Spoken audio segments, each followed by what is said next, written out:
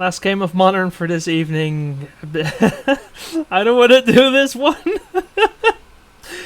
We have myself on the right here, playing niv-mizzet on a mulligan to 6. My opponent, Joris, playing deck known as Dead Guy Ale on just his original 7. Now, for those of you who have no idea what Dead Guy Ale is, I don't blame you. It is the legacy name for a black-white mid-range deck that plays Stoneforge Mystic and just a bunch of the best cards in black and white. Myself, I'm playing niv-mizzet, a deck at this point that should be at least somewhat familiar by most people, but just as a reminder, it is a 5-color deck that tries to play a niv-mizzet Reborn, which costs 1 of every color of mana.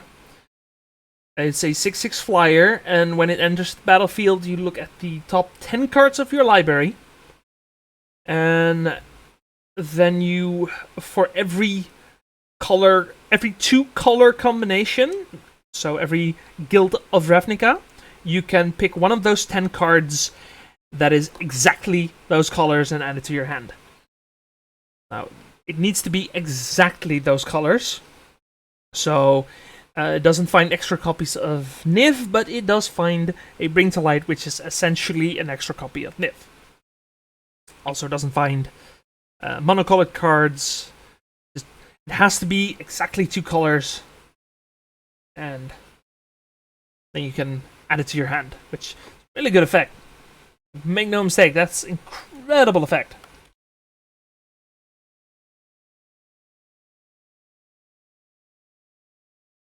Now, we already had an Inquisition from that guy Ale here. Myself, I started off on a Breeding Pool and a Utopia Sprawl. I also have a basic Swamp. I don't remember what the Utopia Sprawl was on, but it's usually red. Not always, though. I did add Yuri onto my hand, which unfortunately got discarded by the Thoughtseize. Now, Dead Guy Ale as a deck is mostly looking to just disrupt its opponent, then play 1 or 2 really efficient threats, like a Vindicate on a land with a Utopia Sprawl on it. It has Lilianas, it has a Stoneforge Mystic, which finds a Batterskull and the new Cauldra. It plays the new Douthie Voidwalker, which is a 2-mana 3/2. It's 2 black to cast, so the color requirement is quite steep. But it's a 3/2 with Shadow, which in Modern means it can block and it's completely unblockable unless your opponent also has a Voidwalker. It's also Graveyard Hate, just casually while it's on the field. And whatever gets exiled off the Voidwalker, you can sack the Voidwalker and cast it for free. The card is incredibly pushed.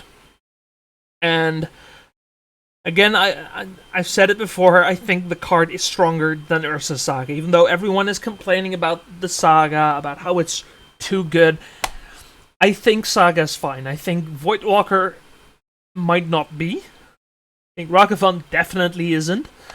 But we'll have to wait and see. We have Stoneforge Mystic here, coming out, finding Cauldra. I am stuck on basic Swamp, Godless Shrine, and missed 2 land drops. That's gonna be game 1. Now, game 2, we are both on a mulligan to 6. But as you saw, game 1, that Vindicate does a lot of work. Just blow up your land, blow up your Utopia Sprawl as a result, and you're not able to recover from that. That's rough. I do have a turn 2 a turn 2 red in the 6 here, which is going to be able to protect my lands in a way. Not really protect, but he destroys them now, they just come back. So red in 6 definitely a card that needs to be answered first in case Vindicate becomes a thing. But that guy just playing a bunch of really efficient removal and threats. Nobody's arguing that this card is unplayable. This card is incredible. Gonna see a turn 2 Voidwalker here, I think. No, it's gonna be a Stormforge Mystic.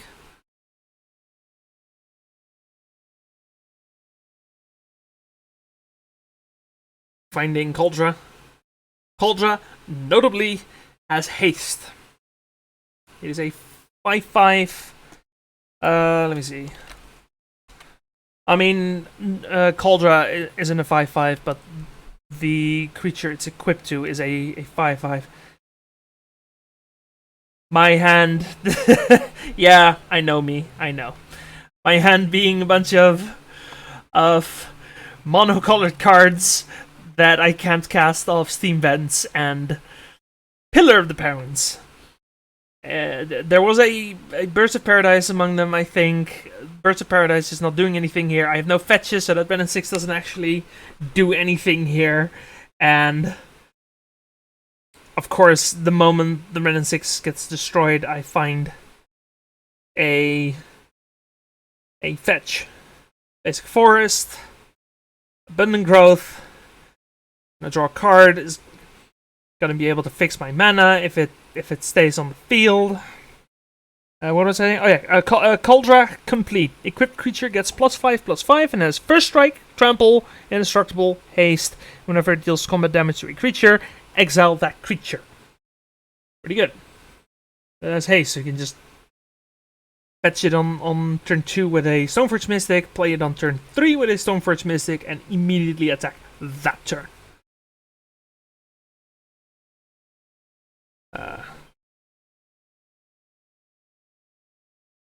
Going down to 14. I believe yours is 17. But yeah, you might be seeing the length of the video and realize this is not going to last long. Vindicate coming out again. Gonna take me off green again.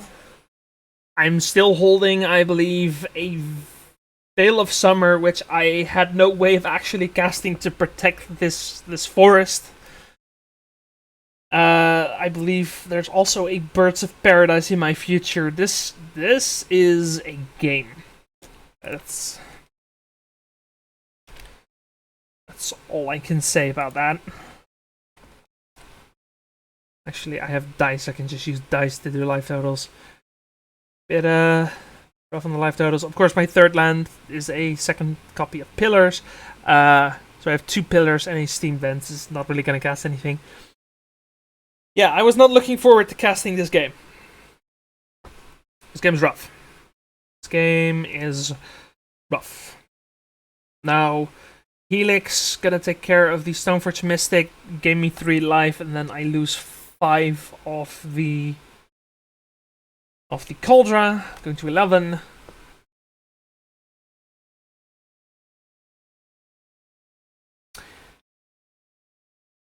I wouldn't be surprised if most people clicked off the video by now.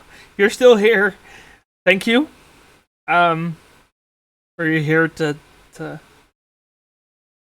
feel my sweet salty tears here. Because I am kind of salty. The Voidwalker coming out.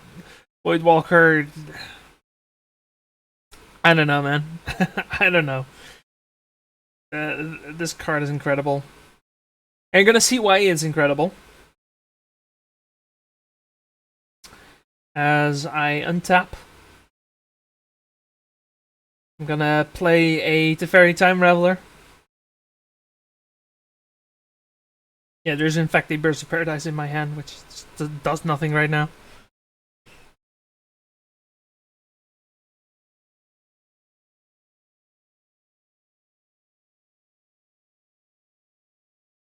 Joris gonna Fire's Guile in response.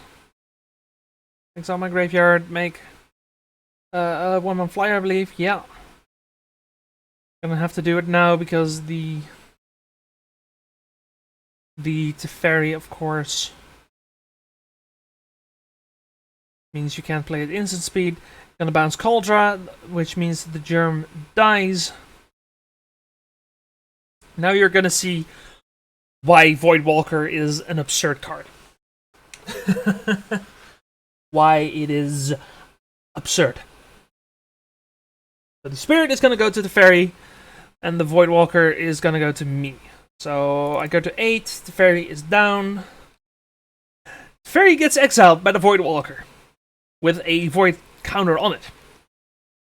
He's gonna sacrifice the Voidwalker to instantly play the Teferi without paying its mana cost. Just a free Teferi now in play for a deck playing a bunch of sorcery speed discard. That's already insane. But a added benefit is also that I now have a Bring to Light in hand that I can't cast. I mean, I can cast it, but whatever I try to find with it will stay in exile forever. I have to cast the card off the Bring to Light, and I can't because that would be at instant speed and there's a Teferi on the field. I also have Liliana coming down. Gonna discard the Veil of Summer because it doesn't really do anything at this point.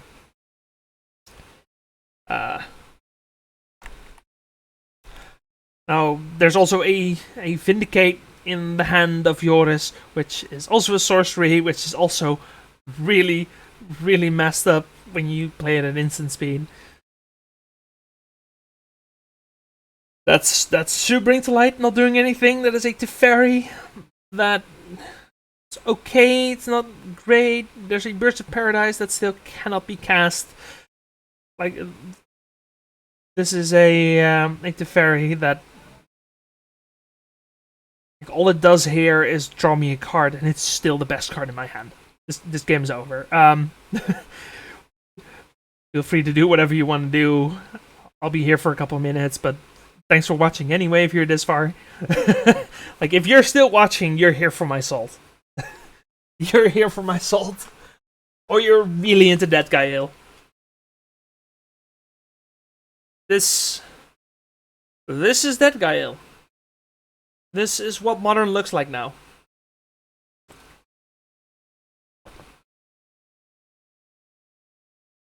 And I mean, to be fair, I think the deck was already playable before Modern Horizons 2, but Modern Horizons 2 definitely just pushed it up to a new level. Vindicate is a fantastic card. The Voidwalker is an absurd card, so you might as well play it.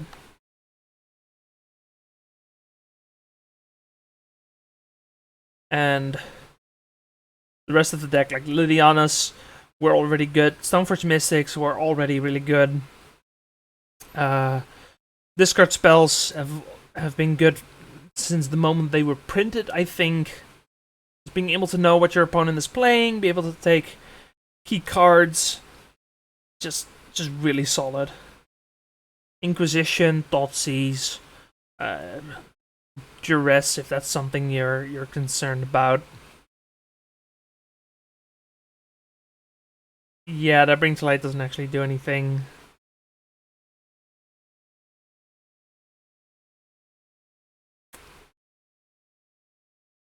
Actually, you know what? This game is good as over. I'm considering ending the video. We could stay, see if there's any new cards that are maybe fun to see.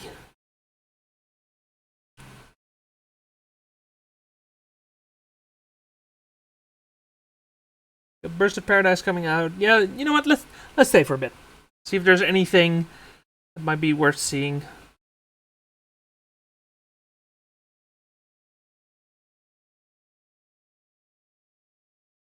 Now, hopefully starting next week, we will be using EventLink again. I know I said that last week, but you know, it happens. It happens.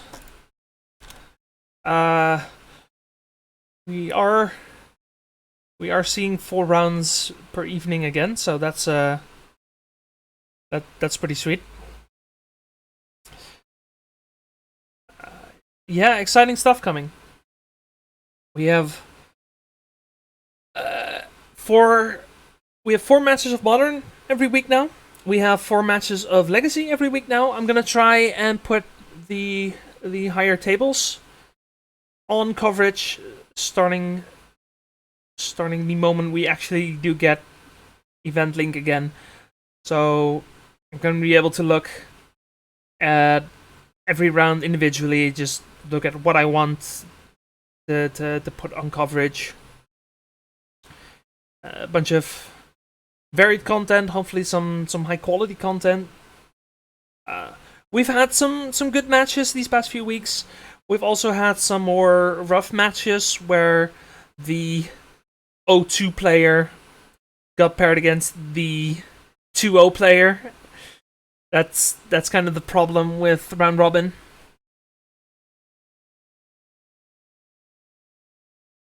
But yeah, it should definitely help improve coverage all around. So exciting stuff. And just 8 matches of Magic being cast. We also have the Legacy monthlies coming up from the Dutch Magic Hub for the month of June. Now, the semi-finals have already been played, but we decided to not put them online yet, to not give information to our finalists. They haven't played yet. They don't know each other's decks, and we figured that would make for more interesting coverage. So that is coming. That should be the end of the week. Actually, when is this coming up? This should be up on Wednesday, and the Legacy matches should be up on Friday, I believe. Yeah. So, you have that to look forward to. We also still have 4 more rounds of Legacy, 2 Abzan Maverick, and 2 lands from 2 very good players. So definitely look out for that. And I'll see you next time.